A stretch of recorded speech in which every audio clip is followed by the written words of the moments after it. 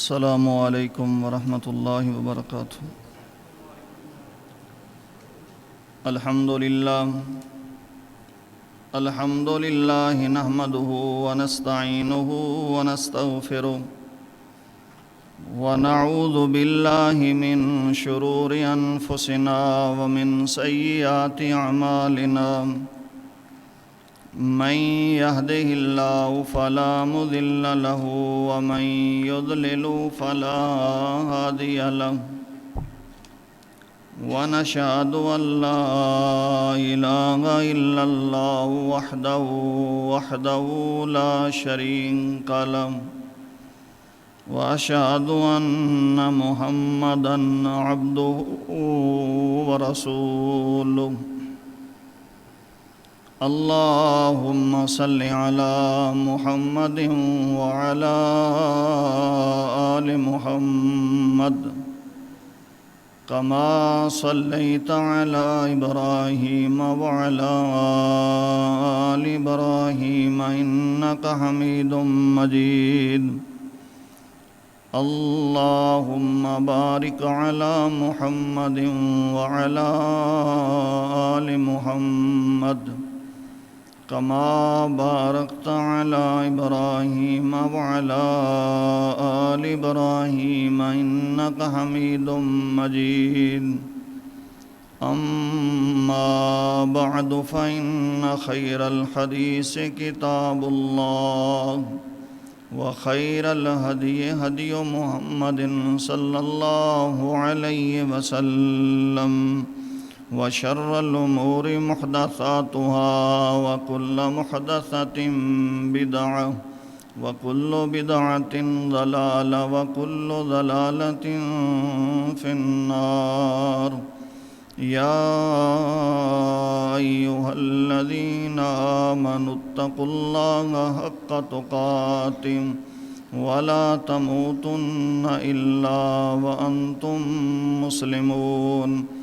يا أيها الناس اتقوا ربكم الذي خلقكم من نفس واحدة، وخلق منها زوجها، وبث منهما رجالا كثيرا ونساء، واتقوا الله الذي تساءلون به والأرحام، إن الله كان عليكم رقيبا۔ يا أيها الذين آمنوا اتقوا الله وقولوا قولا سديدا يصلح لكم أعمالكم ويغفر لكم ذنوبكم، ومن يطع الله ورسوله فقد فاز فوزا عظيما۔ رب اشرح لي صدري ويسر لي أمري واحلل عقدة من لساني يفقهوا قولي۔ رب زدني علما، رب زدني علما، رب زدني علما۔ اللهم يسر ولا تعسر يا ذا الجلال والإكرام۔ أعوذ بالله السميع العليم من الشيطان الرجيم، من حمده ونفخه ونفثه۔ بسم الله الرحمن الرحيم۔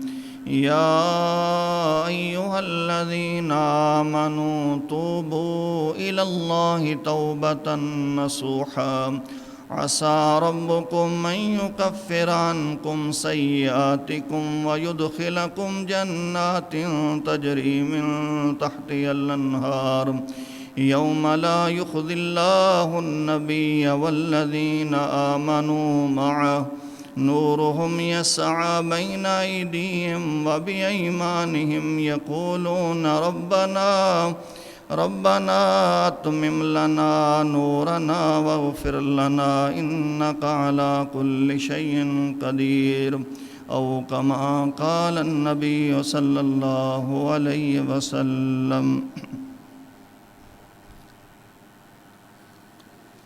تمام قسم کی تعریفات اللہ رب العزت کے لیے خاص ہے۔ وہ ذات جو ساری کائنات کی مالک اور خالق ہے،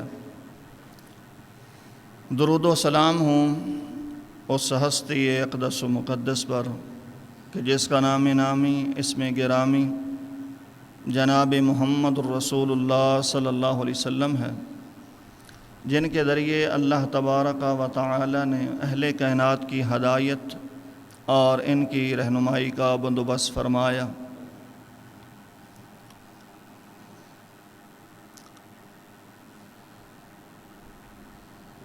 دنیا میں جتنے بھی لوگ، جتنے بھی انسان بستے ہیں، جتنے بھی مسلمان ہیں، کوئی آدمی یہ دعویٰ نہیں کر سکتا کہ میری زندگی گناہوں سے پاک صاف ہے۔ وہ اس لیے کہ نبی مکرم صلی اللہ علیہ وسلم کا ارشاد گرامی ہے، کل بنی آدم خطاء وخیر الخطائین التوابون۔ آدم کی ساری اولاد خطا کار ہے، سیاہ کار ہے، گنہگار ہے، لیکن اللہ رب العالمین کو پسند وہ ہیں جو گناہ کر کے پھر توبہ کرتے ہیں۔ تو نبی علیہ الصلاۃ والسلام نے صیغہ جزم کے ساتھ کہا ہے کہ اس روئے زمین پر کوئی انسان ایسا نہیں جو یہ کہہ سکے کہ میں گناہوں سے پاک صاف ہوں، میرے ذمے کوئی گناہ نہیں ہے۔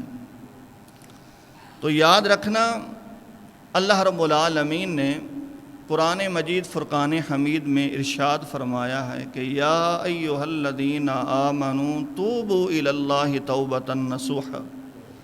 اے ایمان والو، توبہ کرو اور توبہ نصوحا کرو، یعنی کہ سچی توبہ کرو۔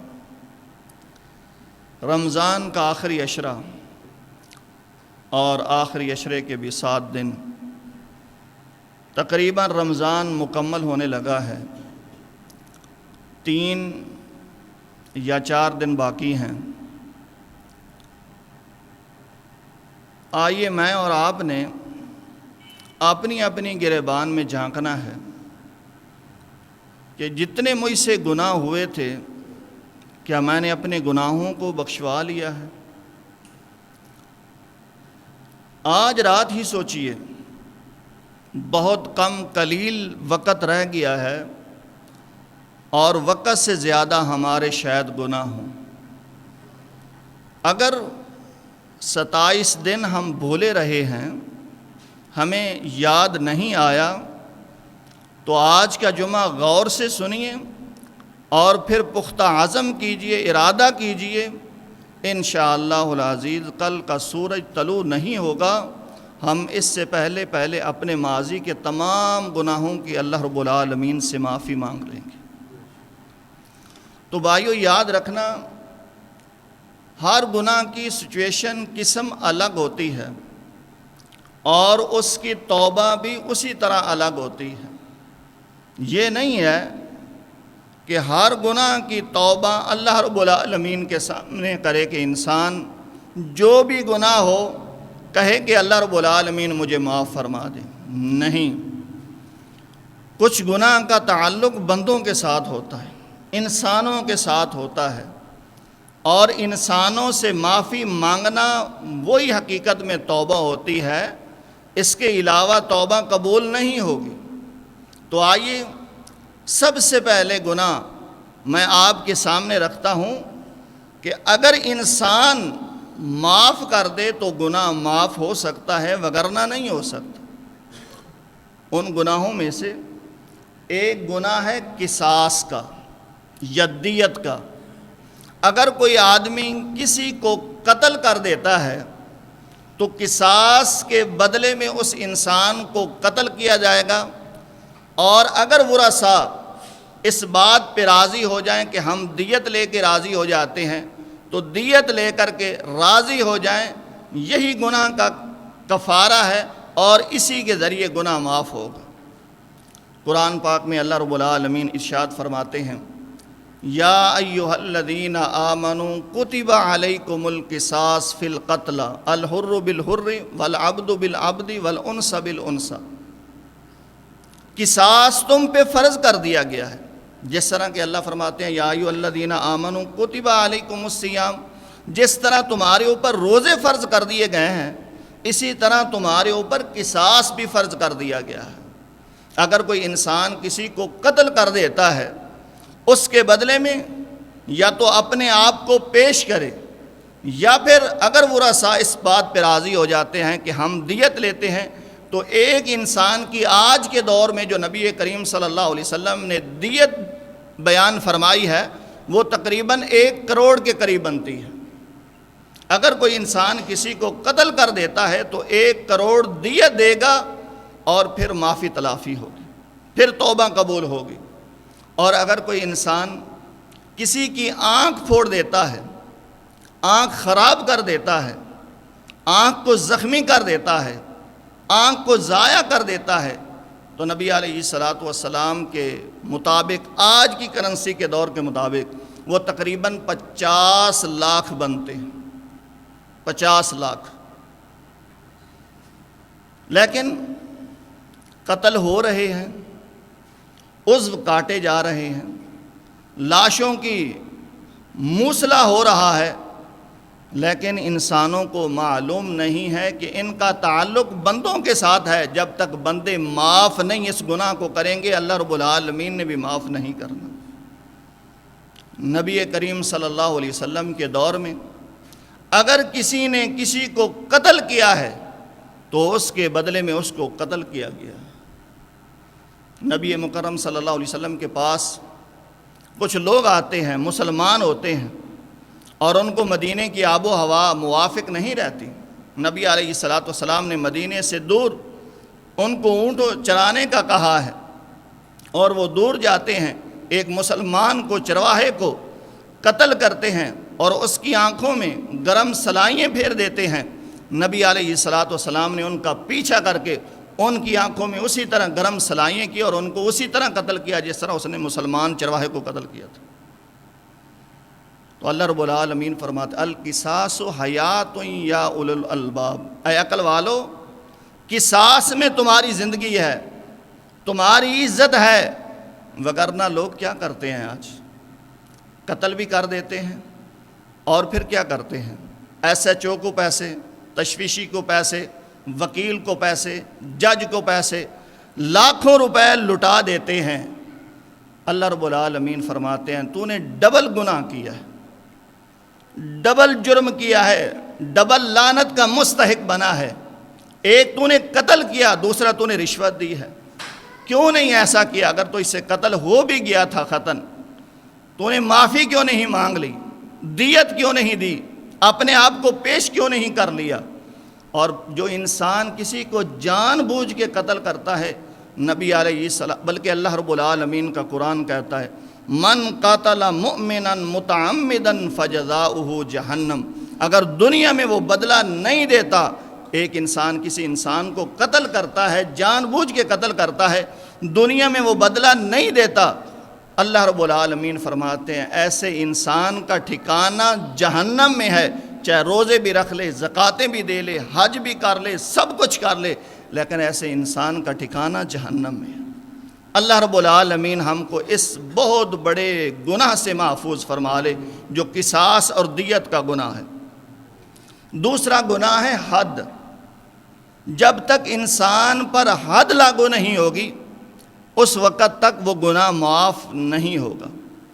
مثال کے طور پر ایک انسان شادی شدہ نہیں ہے، ان میرڈ ہے، اگر وہ ریپ کر لیتا ہے تو نبی علیہ الصلوۃ والسلام نے فرمایا اس کو 80 کوڑے لگاؤ، اور 80 کوڑے لگانے کے بعد اس کو 1 سال کے لیے جلا وطن کر دو، پنڈ سے باہر بھیج دو، دوسرے ملک بھیج دو، تو تب جا کے اس کی توبہ قبول ہوگی، وگرنہ نہیں ہوگی توبہ قبول۔ یا پھر اگر وہ شادی شدہ ہیں، میرڈ شدہ ہیں، پھر وہ گناہ کرتے ہیں تو نبی علیہ الصلوۃ والسلام نے فرمایا ان کو کندھوں تک زمین میں دھنسا کر کے، اوپر پتھر مار مار کر کے اس کو سنسار کر دو، یہ اس گناہ کی اضافی اور تلافی ہوگی، وگرنہ اس کے علاوہ گناہ معاف نہیں ہوگا۔ نبی مکرم صلی اللہ علیہ وسلم کے دور میں جوہینہ قبیلے کی ایک عورت، اس سے یہ غلطی سرزد ہو جاتی ہے، نبی کریم صلی اللہ علیہ وسلم کے پاس آتی ہے، کہتی ہے طہرنی یا رسول اللہ، اے اللہ کے رسول مجھے پاک کر دیجیے۔ نبی علیہ الصلوۃ والسلام نے ساری تشویش کی، اس کے بعد کہا کہ آپ کے بطن میں جو بچہ ہے اس کا کوئی قصور نہیں، آپ واپس چلی جائیں، جب بچے کو جنم دو گی تو پھر آ جانا۔ وہ عورت انتظار کرتی رہی اور ساتھ ساتھ روتی بھی رہی، اللہ اس وقت تک مجھے موت نہ دینا جب تک مجھ پر کی ہوئی حد لاگو جو ہے وہ اپنی حد کو میں نہیں پہنچ جاتی، کہیں ایسا نہ ہو حد لگنے سے پہلے میری موت آ جائے تو میرا ٹھکانہ جہنم میں نہ بن جائے۔ وہ زار و قطار اللہ رب العالمین سے دعائیں کر رہی ہے، وقت آتا ہے بچے کو جنم دیتی ہے، نبی علیہ الصلوۃ والسلام کے پاس لے کر آتی ہے، اللہ کے رسول یہ بچہ آپ نے فرمایا ابھی یہ دودھ پینے کے قابل ہے، روٹی کھانے کے قابل نہیں ہوا، کون اس کی پرورش کرے گا؟ اب تقریباً 1 سال کے لیے آپ انتظار کیجئے، جب یہ کھانے کے قابل ہو جائے تو پھر لے آنا۔ 1 سال تک انتظار بھی کرتی رہی، اللہ رب العالمین سے دعائیں بھی کرتی رہی، اللہ موت نہ دینا جب تک میرے اوپر حد لاگو نہیں ہو جاتی۔ پھر 1 سال کے بعد آتی ہے، نبی علیہ الصلوۃ والسلام اس پہ حد لاگو کرتے ہیں اور پتھر مار مار کے اس کو سنسار کر دیا جاتا ہے۔ نبی علیہ الصلوۃ والسلام نے فرمایا فقط تاب توبتن، اس کی اب توبہ قبول ہوئی ہے، اور ایسی قبول ہوئی ہے اللہ رب العالمین اگر اس کی توبہ کو 70 گنہگاروں پر تقسیم کر دے تو اللہ رب العالمین ان کے 70 گنہگاروں کو گناہ بھی اللہ رب العالمین معاف فرما دیں گے۔ اگر انسان سے یہ کام ہوا ہے تو حد لاگو ہوگی، اور اگر انسان نے چوری کی ہے تو جب تک ربع دینار سے اوپر اگر اس نے چوری کی ہے، آج کے دور میں ربع دینار تقریباً 5000 سے اگر اس نے اوپر چوری کی ہے تو اس کا یہاں گٹ سے ہاتھ کاٹا جائے گا، اور یہ گناہ کی معافی اور تلافی ہے۔ اس کے علاوہ وہ ہزاریں دعائیں کرتا رہے، لیلۃ القدر بھی پا لے تو تب بھی معافی نہیں ملے گی جب تک اپنے ہاتھ کے گٹ کو کٹوا نہیں لیتا۔ نبی علیہ الصلوۃ والسلام کے پاس ایک مخزوم قبیلے عورت کی چوری کی شکایت کی، نبی علیہ الصلوۃ والسلام نے فرمایا اس کے ہاتھ کے گٹ کو کاٹا جائے گا۔ آپ کا غلام تھا اسامہ بن زید رضی اللہ تعالی عنہ، منہ بولا بیٹا تھا، لوگوں نے کہا کہ آپ سفارش کیجئے۔ اسامہ نے نبی علیہ الصلوۃ والسلام سے سفارش کی، اللہ کے رسول مخزوم قبیلہ بڑا شان و شوکت والا قبیلہ ہے، اگر اس کا ہاتھ کٹ گیا تو ان کی ناک کٹ جائے گی، اللہ کے رسول میری سفارش قبول کیجئے، اس کا ہاتھ نہیں کاٹنا چاہیے۔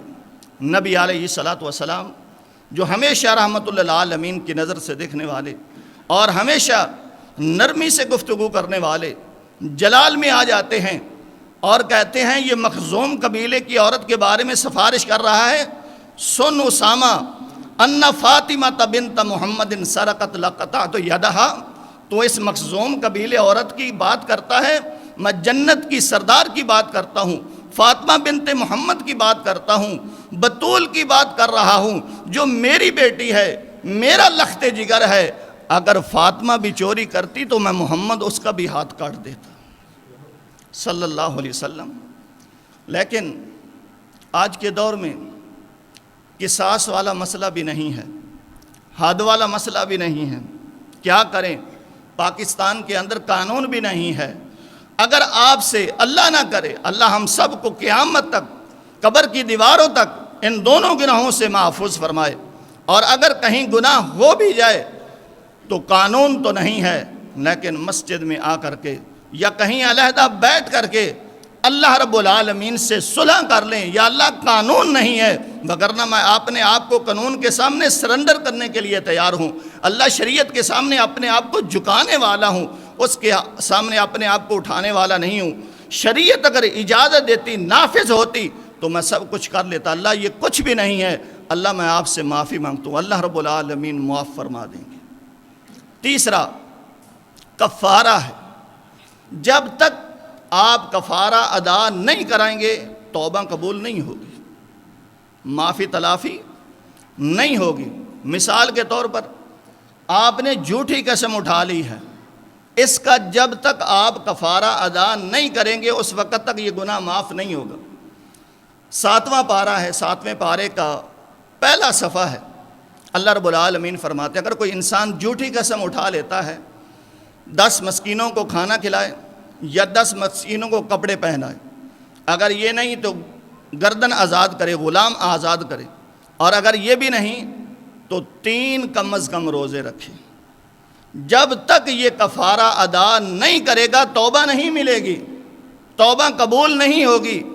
آج ہم نے رٹے لگائے ہوئے ہیں قسموں کے، اللہ کی قسم، اللہ کی قسم، کاروبار میں، لین دین میں، آگے پیچھے معاملات میں، اللہ کی قسم، اللہ کی قسم. ہمارا دل میں ملامت کر رہا ہوتا ہے، ہمارا ضمیر بھی ملامت کر رہا ہوتا ہے کہ یار آپ جھوٹی قسم اٹھا رہے ہیں، جان بوجھ کے قسم غلط اٹھا رہے ہیں، جھوٹی اٹھا رہے ہیں. لیکن کیا مجال ہے کہ اس قسم کا کفارہ ہم ادا کریں، اور پھر ادا بھی کریں تو کتنی قسموں کے کفارے ادا کریں.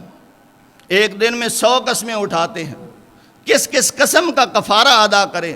اللہ رب العالمین فرماتے ہیں یہ جو جھوٹی قسم تو نے اٹھائی ہے جب تک اس کا کفارہ ادا نہیں کر لیتا تیری توبہ قبول نہیں ہوگی. دوسرے نمبر پر زہار ہے. اگر کوئی انسان غلطی سے اپنی بیوی کو کہہ دیتا ہے انت کظہر امہ، آپ مجھے ایسے ہیں جیسے میری ماں ہے، تو نبی علیہ الصلوۃ والسلام نے فرمایا اب یہ عورت اس پر حرام ہو گئی ہے، اس پر بیوی حرام ہو گئی ہے. جب تک یہ کفارہ ادا نہیں کر لے گا اس کی توبہ بھی قبول نہیں ہوگی، اس کی بیوی بھی نہیں رہے گی. اس کا کفارہ کیا ہے؟ 28ویں پارے کا پہلا صفحہ ہے. اللہ رب العالمین فرماتے ہیں سب سے پہلے اس نے گردن آزاد کرنی ہے. اگر غلام نہیں ہے، آج کا دور بھی نہیں ہے، تو اس نے پے در پے 2 سال 2 مہینے کے روزے رکھتے ہیں. اگر اس کی بھی طاقت نہیں ہے تو 60 مسکینوں کو کھانا کھلانا ہے. اور اگر کوئی انسان جان بوجھ کے روزہ توڑ دیتا ہے، چھوڑ دیتا ہے، تو نبی علیہ الصلوۃ والسلام نے اس کا بھی کفارہ یہی بتلایا. آج کتنے ایسے مسلمان ہیں جو جان بوجھ کے روزہ توڑ دیتے ہیں، فرضی جان بوجھ کے روزہ توڑ دیتے ہیں. نبی علیہ الصلوۃ والسلام نے فرمایا گردن آزاد کریں، یا 2 مہینے کے پے در پے روزے رکھیں، یا پھر 60 مسکینوں کو کھانا کھلائیں. یہ روزے بھی توڑتے ہیں اور کھلاتے بھی نہیں، لیکن خود کھاتے ہیں، خود کھانے کے لیے تیار ہو جاتے ہیں. روزہ نہیں رکھا ہوا افطاری کے لیے آ جائیں گے، روزہ نہیں رکھنا سحری کے لیے آ جائیں گے. یہ مسلمان ہیں. اور میرے بھائیوں، جب تک قسم کا کفارہ نہیں ہوگا، زہار کا کفارہ نہیں ہوگا، روزے توڑنے کا کفارہ نہیں دو گے، اس وقت تک آپ کی توبہ قبول نہیں ہوگی. ہاں کفارہ دو گے تو توبہ قبول ہوگی. چوتھا گناہ ہے کسی کا حق مارنا. یہ بات بڑی قابل غور ہے، اس میں میں بھی اور آپ بھی سبھی ہم ملوث ہیں. کسی کا حق مارنا، کسی کو ویسے ہی تھپڑ لگا دینا. نبی علیہ الصلوۃ والسلام نے فرمایا جب تک اس کا بدلہ نہیں دے لیتے اس وقت تک تمہاری توبہ قبول نہیں ہوگی. کسی کو آپ نے نجائز تھپڑ لگا دیا ہے، نجائز مار دیا ہے، تو اس وقت تک توبہ قبول نہیں ہوگی جب تک اس کو بدلہ نہیں دے لیتے. نبی مکرم صلی اللہ علیہ وسلم کا دور ہے. نبی علیہ الصلوۃ والسلام ایک غزوے میں موجود ہیں، اور غزوے میں نبی علیہ الصلوۃ والسلام نے نماز کا وقت ہوتا ہے، صفیں سیدھی کرتے ہوئے نبی علیہ الصلوۃ والسلام نے ایک صحابی کو چھڑی لگائی کہ آپ صف کے اندر آ جائیں، سیدھے ہو جائیں. اب نبی علیہ الصلوۃ والسلام نے یہ چھڑی لگا لی، نماز مکمل ہو گئی. نماز کے بعد نبی علیہ الصلوۃ والسلام نے فرمایا اے صحابی، میں نے آپ کو چھڑی لگائی ہے اور میں محمد آپ سے معافی مانگتا ہوں، آپ اسی طرح چھڑی مجھے مار لیں، دنیا میں مجھ سے بدلہ لے لیں، کل قیامت کے دن محمد بدلہ دینے نہیں لگا. کل قیامت کے دن میں کیسے محمد بدلہ دوں گا؟ دنیا میں مجھ سے بدلہ لینا ہے تو لے لو، قیامت کے دن میں بدلہ کیسے دوں گا؟ اب وہ صحابی کہتا ہے اس کا مقصد کوئی اور ہی تھا. کہنے لگا اللہ کے رسول، آپ نے جب میرے جسم پہ چھڑی لگائی، چھڑی ماری، اس وقت میرا جسم ننگا تھا، میرے جسم پر کوئی کپڑے نہیں تھے۔ اللہ کے رسول آپ بھی اسی طرح اپنے کپڑے اتاریں اور میں آپ کے جسم پر چھڑی لگاؤں گا۔ حضرت عمر رضی اللہ تعالیٰ عنہ جلال میں آ کہنے لگے دعنی یا رسول اللہ فاضرب عنق عدو اللہ، اللہ کے رسول مجھے اجازت دیں، یہ اللہ کا دشمن ہے جو آپ سے بدلے لینے لگا ہے، آپ اجازت دیں تو میں اس کی گردن کاٹ دوں۔ نبی علیہ الصلوۃ والسلام نے فرمایا نہیں، میں نے اس کو چھڑی لگائی ہے اور میں دنیا میں بدلہ دے کے جانا چاہتا ہوں۔ نبی علیہ الصلوۃ والسلام نے اپنے کرتے مبارک کو اتارا، لیکن صحابی کچھ اور ہی چاہتا تھا۔ صحابی نے نبی علیہ الصلوۃ والسلام کو اپنے گلے لگا لیا اور کہنے لگا اللہ کے رسول میں کون ہوتا ہوں آپ سے بدلے لینے والا؟ یہ غزوہ ہونے لگا ہے، میرے دل کو یقین ہے آج یا کل میں نے شہید ہو جانا ہے، یہ میرا جسم آپ کے جسم اطہر کے ساتھ لگ گیا ہے، میرا یقین ہے اس پر جہنم حرام ہو جائے گی، میں تو اس لیے نبی علیہ الصلوۃ والسلام آپ سے بدلے لینے کا، میں نے کون سے آپ سے بدلے لینے تھے؟ لیکن نبی علیہ الصلوۃ والسلام کو دیکھو، آخرت میں محمد بدلے نہیں دوں گا صلی اللہ علیہ وسلم، مجھ سے دنیا میں بدلے لے لو، دنیا میں مجھ سے بدلے لے لو۔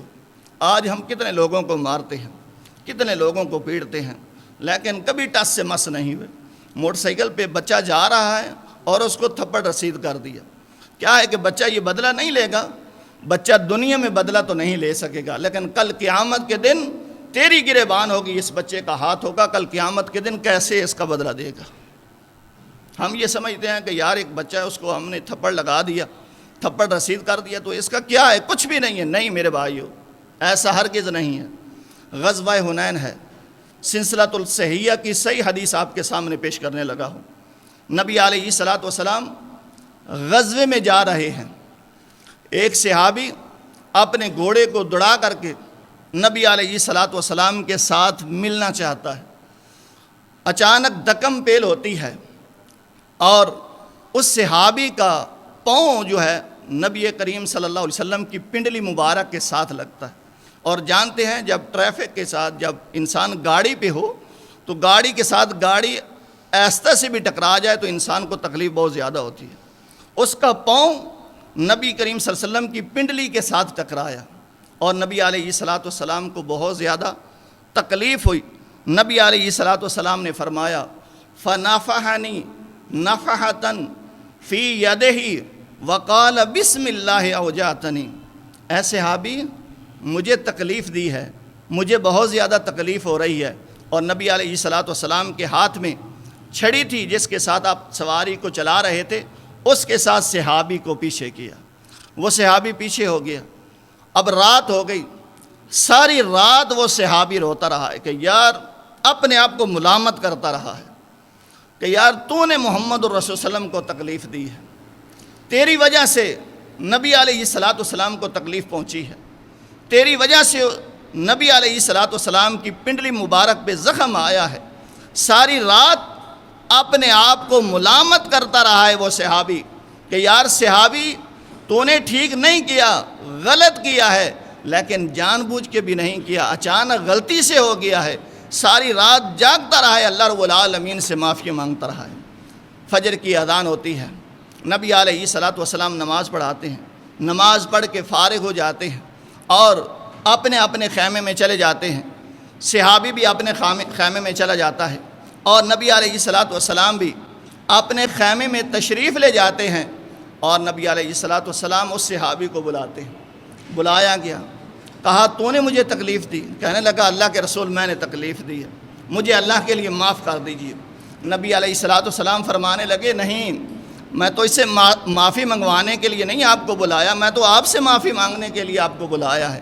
نبی علیہ الصلوۃ والسلام نے فرمایا میرے صحابی میں نے چھڑی کے ساتھ آپ کو پیچھے کیا ہے، شاید آپ کو بھی تکلیف پہنچی ہوگی۔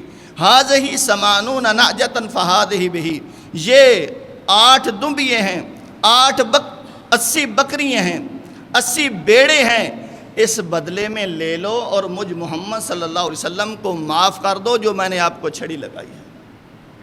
یہ محمد الرسول اللہ صلی اللہ علیہ وسلم ہیں، یارو صحابی ہے، کس طرح ہو سکتا ہے کہ صحابی معاف نہ کرے؟ لیکن نبی علیہ الصلوۃ والسلام دنیا میں معافی مانگ رہے ہیں، کہیں ایسا نہ ہو کہ کل قیامت کے دن یہ صحابی مجھ سے بدلہ مانگ لے، میں محمد کیسے بدلہ دوں گا صلی اللہ علیہ وسلم۔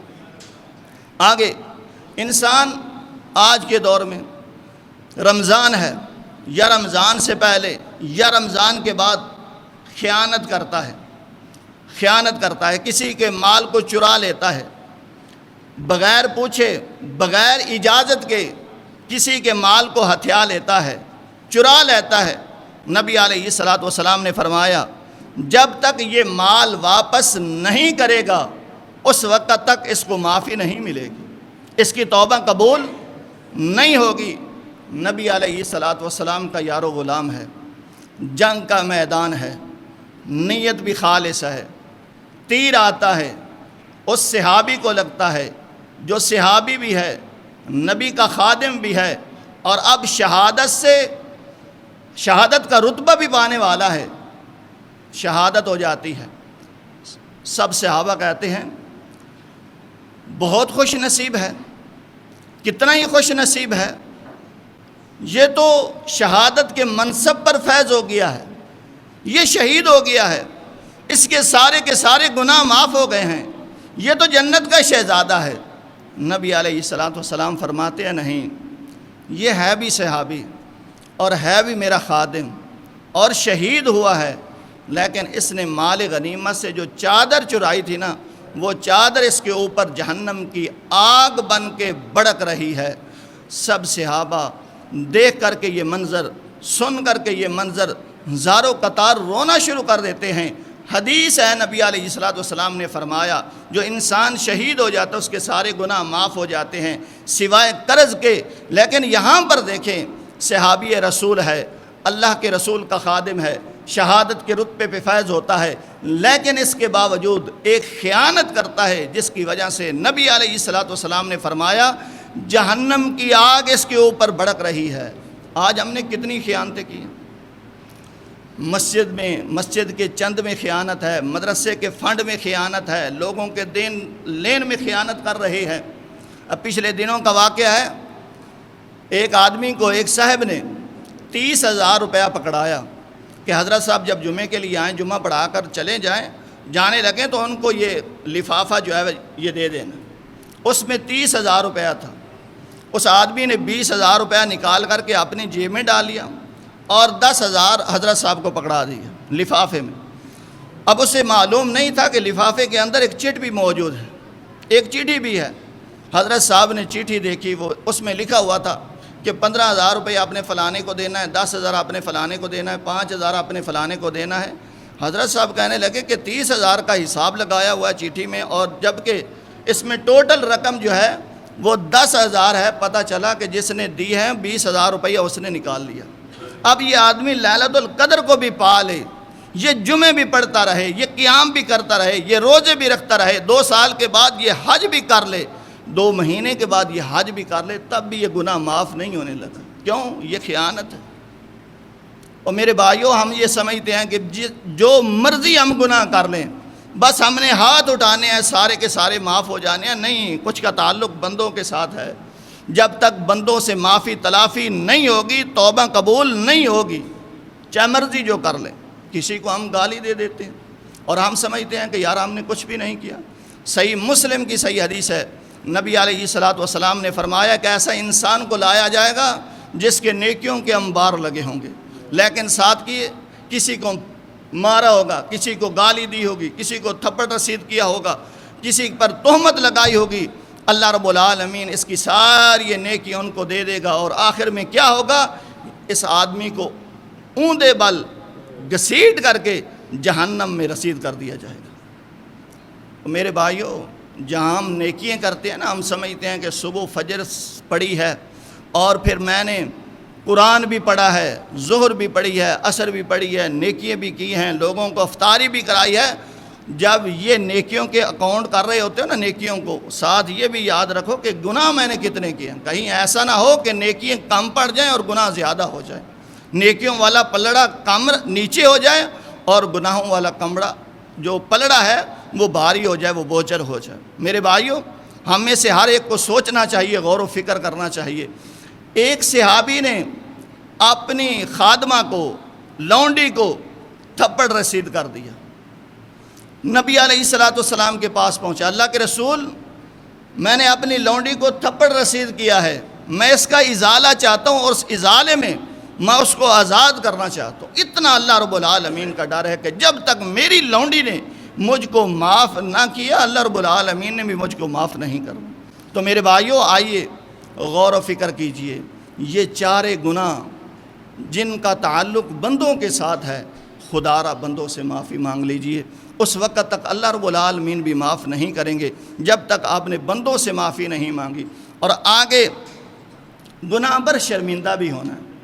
اگر آپ کا تعلق بندوں کے، اس گناہ کا تعلق بندوں کے ساتھ ہے یا اللہ رب العالمین کے ساتھ ہے، آپ نے شرمندہ بھی ہونا ہے اور آئندہ سے پختہ یقین کرنا ہے، پختہ عزم کرنا ہے کہ میں آئندہ سے یہ کبھی گناہ نہیں کروں گا۔ ملتان کا ایک آخری بات، ملتان کا ایک چودھری جو شرابی تھا، شراب پیتا تھا اور بہت زیادہ امیر تھا، تقریباً 25-26 مربوں کا مالک تھا، لیکن تھا شرابی، صرف شراب پیتا۔ یہ گناہ ہے، صرف شراب پیتا تھا بس۔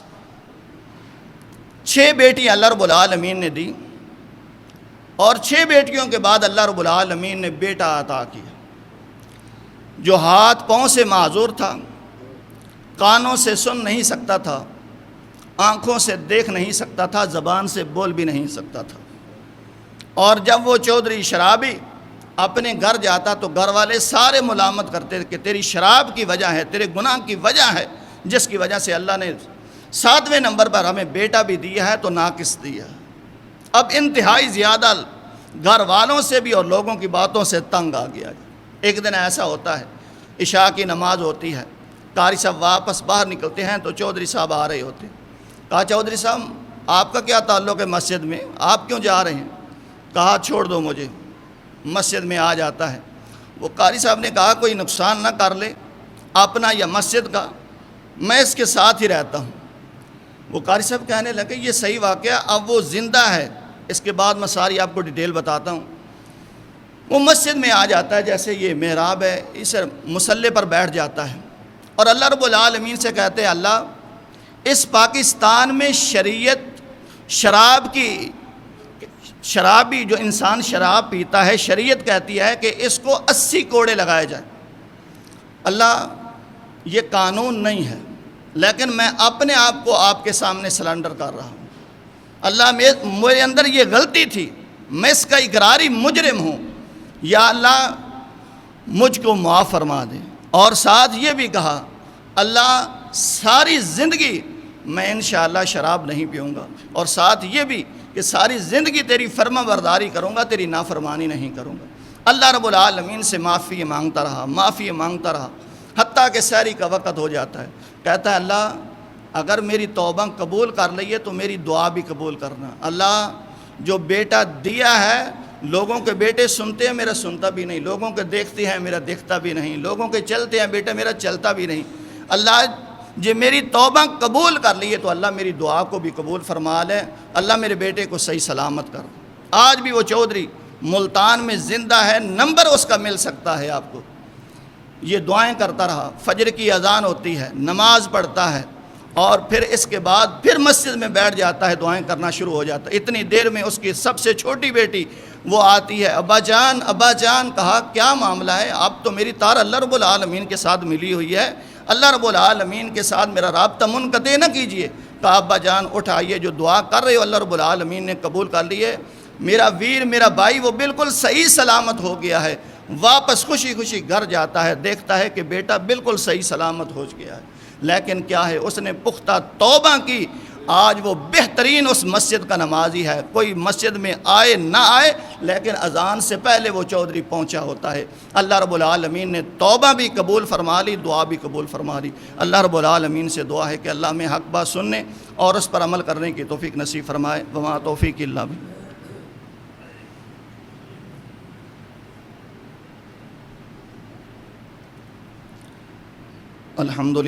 الحمدللہ نحمدہ ونستعینہ ونستغفرہ ونعوذ باللہ من شرور انفسنا ومن سیئات اعمالنا من یہدہ اللہ فلا مضل لہ ومن یضلل فلا ہادی لہ ونشهد أن لا إله إلا الله وحده لا شريك له وأشهد أن محمدا عبده ورسوله أما بعد فإن خير الحديث كتاب الله وخير الهدي هدي محمد صلى الله عليه وسلم وشر الأمور محدثاتها وكل محدثة بدعة وكل بدعة ضلالة وكل ضلالة في النار يا أيها الذين آمنوا اتقوا الله حق تقاته ولا تموتن إلا وأنتم مسلمون يا أيها الناس اتقوا ربكم الذي خلقكم من نفس واحدة وخلق منها زوجها وبث منهما رجالا كثيرا ونساء واتقوا الله الذي تساءلون به والأرحام إن الله كان عليكم رقيبا يا أيها الذين آمنوا اتقوا الله حق تقاته ولا تموتن إلا وأنتم مسلمون يا أيها الناس اتقوا ربكم الذي خلقكم من نفس واحدة وخلق منها زوجها وبث منهما رجالا كثيرا ونساء واتقوا الله الذي تساءلون به والأرحام إن الله كان عليكم رقيبا يا أيها الذين آمنوا اتقوا الله وقولوا قولا سديدا يصلح لكم أعمالكم ويغفر لكم ذنوبكم ومن يطع الله ورسوله فقد فاز فوزا عظيما. دو تین باتیں ہیں. ایک بات تو یہ ہے کہ فطرانے کے متعلق کہا گیا ہے کہ فطرانہ آپ نے بتانا.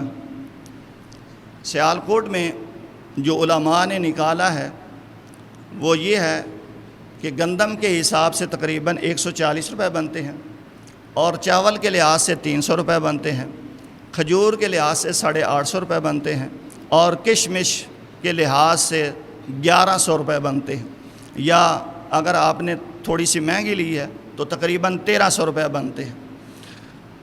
اس میں ایک بات ذہن میں رکھیے کہ آپ کو یہ بھی ملے گا کہ گندم کے لحاظ سے 150 روپے ہے, چاول کے لحاظ سے 350 روپے ہے اور اسی طرح آگے پیچھے ریٹ ہوں گے. نبی علیہ الصلوۃ والسلام نے جو کہا ہے نا کہ ایک سا نکالنا, وہ تقریباً 2 کلو اور 100 گرام بنتا ہے. اس حساب سے آپ کسی بھی سٹور والے سے رابطہ کیجئے گندم کے لحاظ سے, چاول کے لحاظ سے کہ یہ اتنی قیمت کتنی بنتی ہے تقریباً, یعنی ایک وزن کی قیمت کتنی بنتی ہے, اس حساب سے آپ نکال دیں. اب یہ 140 روپے جو نکالے ہیں, یہ جو وزیر اعظم نے اعلان کیا ہے کہ گندم 2200 روپے ہے, اس لحاظ سے اب اگر آپ لینے جاتے ہیں تو تقریباً آپ کو 2200 کی نہیں ملتی ہے, 2800 کی ملتی ہے. اس لحاظ سے یہ قیمت بڑھ جائے گی. تو آپ سٹور والے سے یا کسی بھی کریانے سٹور والے سے رابطہ کیجئے, جتنی آپ کو مقدار ملے گی اتنے پیسوں کی, اس حساب سے آپ نکال لیجیے. اور اگر آپ سمجھتے ہیں کہ یار یہ مشکل کام ہے, تو میں یہ سمجھتا ہوں, میں اپنے ناقص سمجھ کے مطابق بات کر رہا ہوں, تقریباً جو صدقہ نکالنا چاہتا ہے نا, صدقہ فطر, اسے لگتا نہیں وہ دے سکتا ہے, وہ تقریباً 300 کے قریب نکالے, اس سے کم نہ نکالے. پھر لوگ سوال کرتے ہیں کہ یار ہم تو صرف گندم کھاتے ہیں, چاول کھاتے ہیں.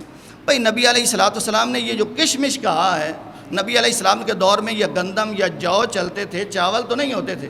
چلو کھجور بھی لا لیں, تو کشمش یہ تو کوئی خوراک نہیں ہے, یہ تو کسی سویٹ ڈش میں پڑتی ہے کشمش, وگرنہ یہ تو مکمل خوراک تو نہیں ہے کہ آپ صبح شام اس کو کھا لیں تو کہیں گزارا ہو جائے گا. یہ نبی علیہ الصلوۃ والسلام نے اس لیے متعین تاکہ جس کی استطاعت زیادہ ہے وہ اس کے مطابق دے. ایک فیکٹری کا مالک بھی یار گندم کھاتا ہے, چاول کھاتا ہے, وہ بھی 300 نکال رہا ہے, اور عام جو اس کی فیکٹری میں کام کرتا ہے, مزدور آدمی ہے یا چوکیدار ہے, وہ بھی 300 نکال رہا ہے. تو یہ کون سا فرق ہوگی؟